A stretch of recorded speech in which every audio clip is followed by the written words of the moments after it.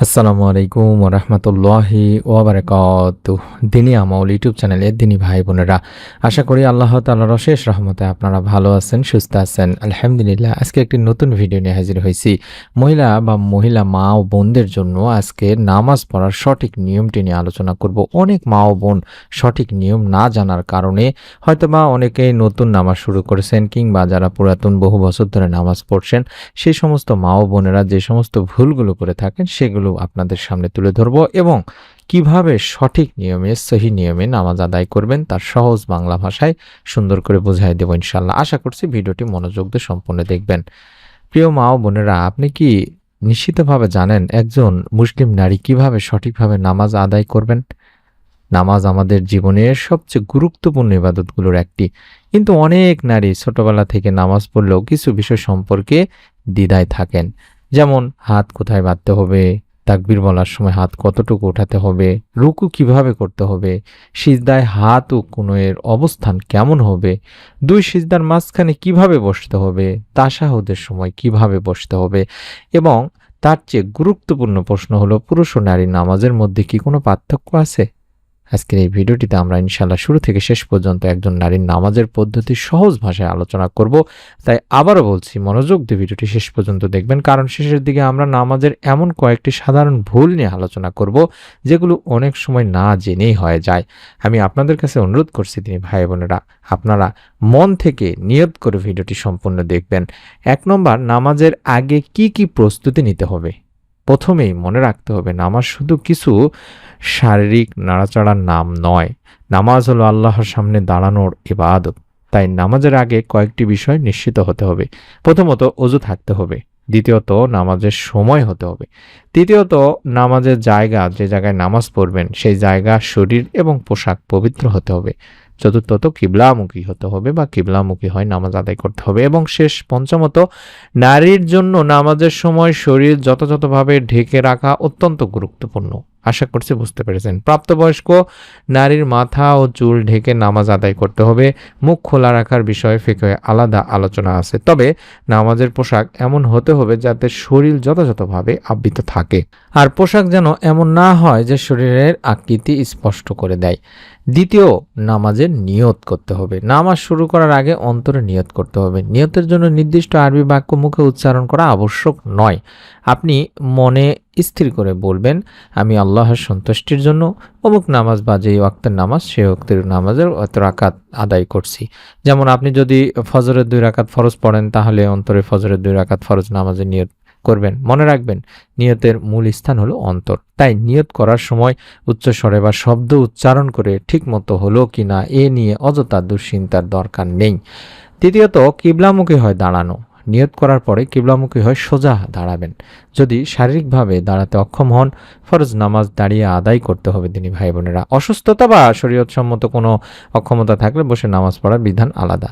শুধু লজ্জা বা মানুষের সামনে নামাজ পড়তে অস্বস্তি হওয়ার কারণে অনেক মা ও বোনেরা ফরজ নামাজ বসে পড়েন, এটা সঠিক নয়। চতুর্থত, তাকবীরে তাহরিমা বলা বা নামাজ শুরু করা। এখন নামাজ শুরু করবেন। হানাফি ফিকহের প্রচলিত পদ্ধতি অনুযায়ী নারী 2 হাত কাঁধ পর্যন্ত উঠাবেন। হাতের তালু কিবলামুখী থাকবে এবং আঙ্গুলগুলো স্বাভাবিকভাবে থাকবে। এরপর বলবেন আল্লাহু আকবার। আমি যেভাবে বলছি আশা করছি আপনারা মনোযোগ দিয়ে শুনছেন। হাত নামিয়ে বুকে হাত বাঁধবেন। হানাফি ফিকহের বর্ণনায় নারীরা বুকে হাত এবং ডান হাত বাম হাতের উপরে রাখবে। এখানে একটি গুরুত্বপূর্ণ কথা দিনি মা ও বোনেরা, নামাজের কিছু সুন্নত পদ্ধতি আছে যেগুলোর মতভেদ থাকতে পারে। তাই অন্য কোনো মুসলিম নারী যদি ভিন্নভাবে হাত রাখেন, তাতে সঙ্গে সঙ্গে ভুল বা নামাজ বাতিল বলে দেওয়া উচিত নয়, কারণ নবী করিম সাল্লাল্লাহু আলাইহি সাল্লাম বিভিন্নভাবে নামাজ আদায় করেছেন। পঞ্চমত, দাঁড়িয়ে কি পড়বেন, অর্থাৎ হাত বাঁধার পরে প্রথমে সানা পড়বেন, আউযুবিল্লাহি মিনাশ শাইতানির রাজিম পড়বেন। এরপরে বিসমিল্লাহির রহমানির রহিম পড়ার পরে সূরা ফাতিহাটা পড়বেন।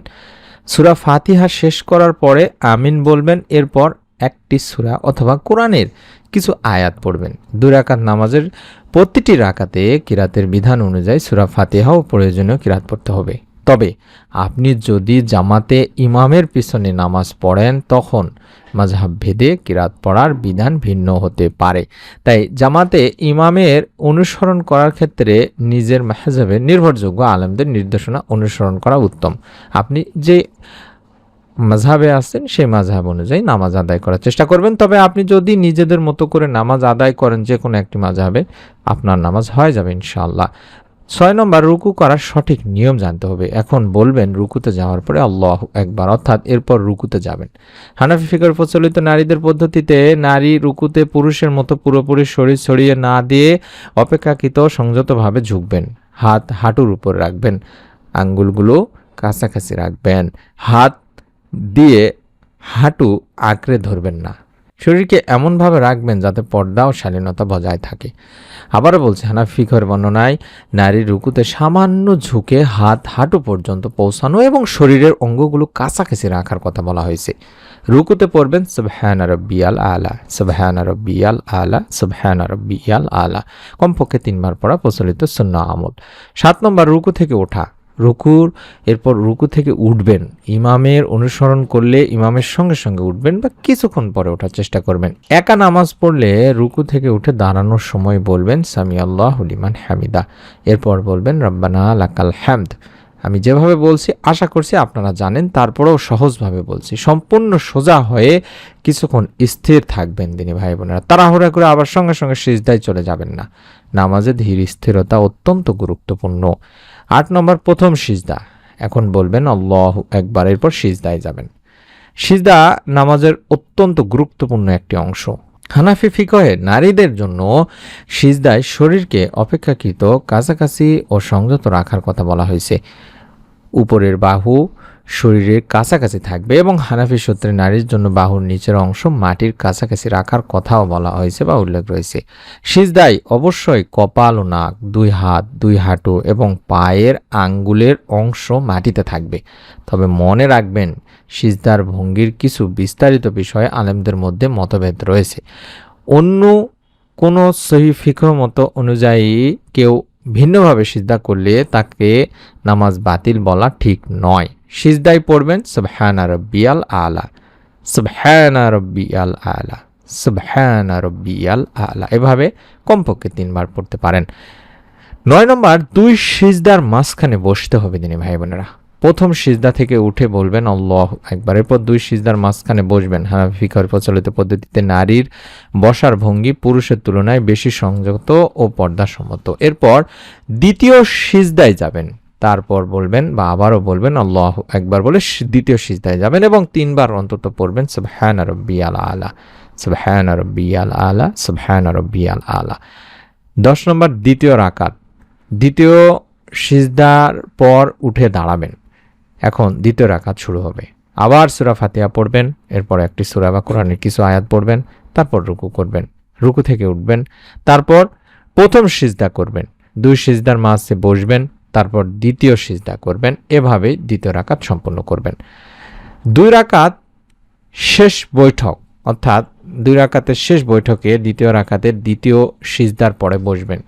হানাফি ফিকহের প্রচলিত পদ্ধতিতে নারীদের জন্য 2 পা ডান দিকে রেখে বাম নিতম্বের উপরে বসা উত্তম বলে উল্লেখ করা হয়েছে।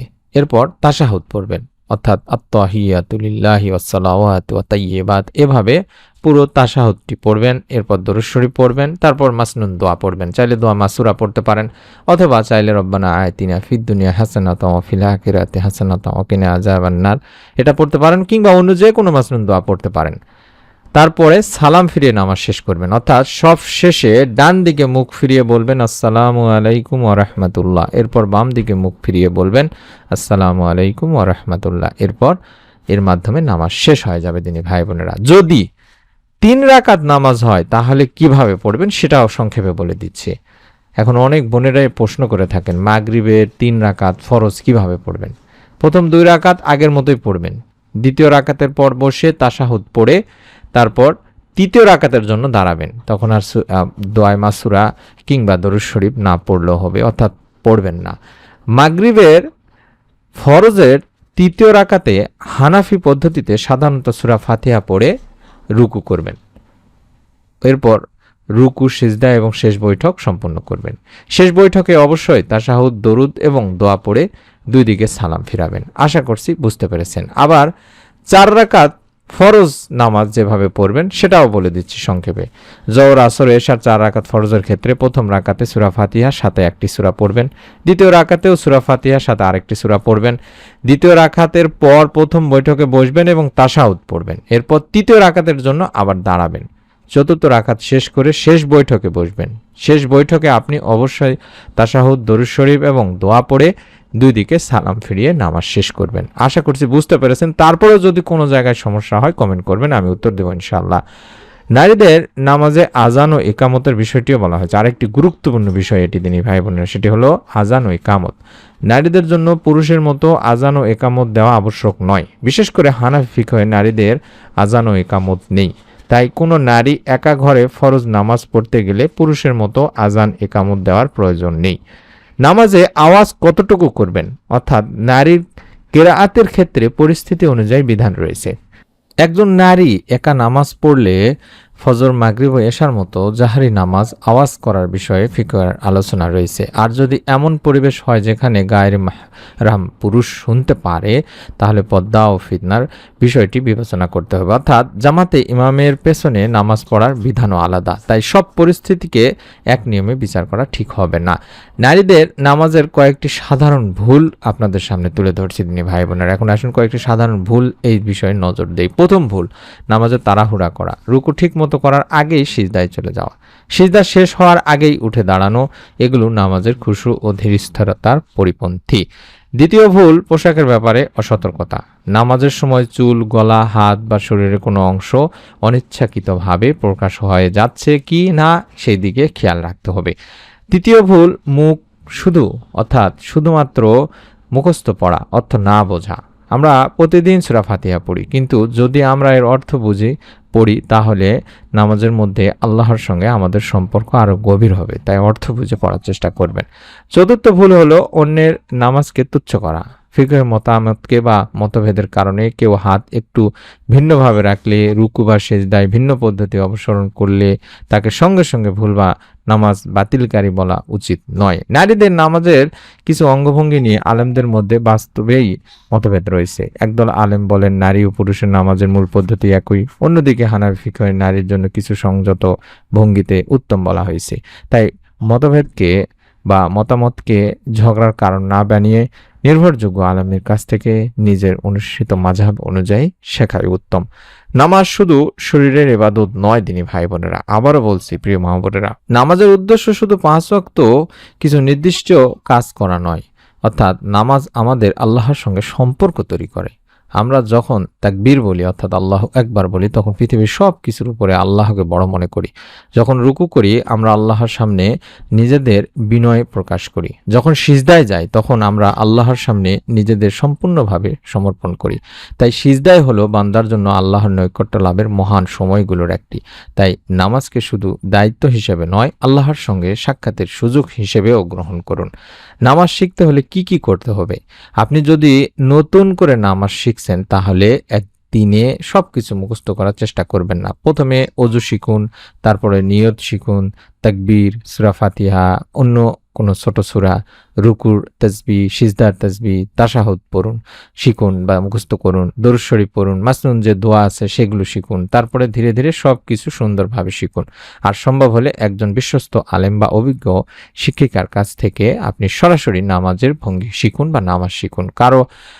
কারণ শুধু ভিডিও দেখে শেখার সময় কখনো কখনো আপনার ছোটখাটো ভুল হয়ে যেতে পারে, কিংবা কোথাও কোনো কিছু জানারও থাকতে পারে। তাই আমি অনুরোধ করছি দিনী ভাই বোনেরা, আজকের ভিডিওটিতে আমরা নারীদের নামাজের পদ্ধতি, বিশেষভাবে হানাফি ফিকহের প্রচলিত নিয়ম অনুযায়ী আলোচনা করেছি। কিন্তু ইসলামের বিভিন্ন স্বীকৃতি ফিকহ মাযহাবে কিছু অঙ্গভঙ্গির ক্ষেত্রে মতভেদ রয়েছে। উদাহরণস্বরূপ, কিছু আলেম বলেন নারী ও পুরুষের নামাজের পদ্ধতিতে মৌলিক কোনো পার্থক্য নেই। তাদের দলিল হলো আল্লাহ রাসূল সাল্লাল্লাহু আলাইহি ওয়াসাল্লামের নির্দেশ, অর্থাৎ তোমরা আমাকে যেভাবে নামাজ পড়তে দেখেছো সেভাবে নামাজ পড়ো। অন্যদিকে হানাফি ফিকহের আলেমেরা নারীদের জন্য কিছু ভিন্ন ও অধিক পর্দাসম্মত ভঙ্গিতে উত্তম বলেছেন। তাই এই মতভেদকে কেন্দ্র করে কারো ঈমান, ইসলাম বা নামাজ নিয়ে কটূক্তি করা উচিত নয়। যে মাযহাব অনুসরণ করেন সেই মাযহাবের নির্ভরযোগ্য আলেমদের কাছ থেকেই বিস্তারিত শিখুন। আমি আমার দিনী মা ও বোনদের কাছে অনুরোধ করব, নামাজ আমাদের জীবনের সবচেয়ে মূল্যবান ইবাদতগুলোর একটি। আপনি যদি আগে নামাজের কিছু বিষয় ভুলভাবে করে থাকেন, হতাশ হবেন না। আজ থেকে শিখুন, আজ থেকে সংশোধন করুন, আল্লাহর কাছে তওবা করুন, আর নিয়মিত 5 ওয়াক্ত নামাজের প্রতি যত্নবান হন। মনে রাখবেন, নামাজ শুধু আল্লাহর একটি ফরজ বিধান নয়, নামাজ একজন মুমিনের জীবনের আলো। আপনার সংসারে যত ব্যস্ততাই থাকুক, সন্তান পালনের যত দায়িত্বই থাকুক, কাজের যত চাপই থাকুক, আল্লাহর ডাকে সাড়া দিয়ে নামাজকে জীবনের অগ্রাধিকার দিন। আল্লাহ আমাদের সব মা ও বোনকে সঠিকভাবে সহিভাবে নামাজ শেখার এবং 5 ওয়াক্ত নামাজ নিয়মিত আদায় করার তৌফিক দান করুন। আল্লাহ আমাদের নামাজ কবুল করুন, আমাদের ভুল ত্রুটি ক্ষমা করুন, আমাদের সন্তানদের নেক ও পরহেজগার বানান, আমাদের পরিবারের শান্তি, রহমত ও বরকত দান করুন। আমিন ইয়া রাব্বুল আলামিন। আমি আশা করছি ভিডিওটি আপনাদের জন্য অত্যন্ত উপকারী হয়েছে। তারপরেও যদি কোনো কিছু জানার থাকে আমাদেরকে কমেন্ট করবেন। আমল অবশ্যই বেশি বেশি করে করার চেষ্টা করবেন। আপনি না জানলে কারো কাছ থেকে জেনে নিয়ে আমল করবেন বা নামাজ আদায় করবেন। এরকম নতুন ভিডিও আমরা প্রতিদিন দেওয়ার চেষ্টা করছি। তার জন্য দিনী আমল চ্যানেলটি সাবস্ক্রাইব করে বেল বাটনটি অন করে রাখতে ভুলবেন না। আল্লাহ তাআলা আমাদের সকলকে সঠিকভাবে সহিভাবে নামাজ আদায় করা তৌফিক দান করুন। আমিন। আসসালামু আলাইকুম ওয়া রাহমাতুল্লাহি ওয়া বারাকাতুহু।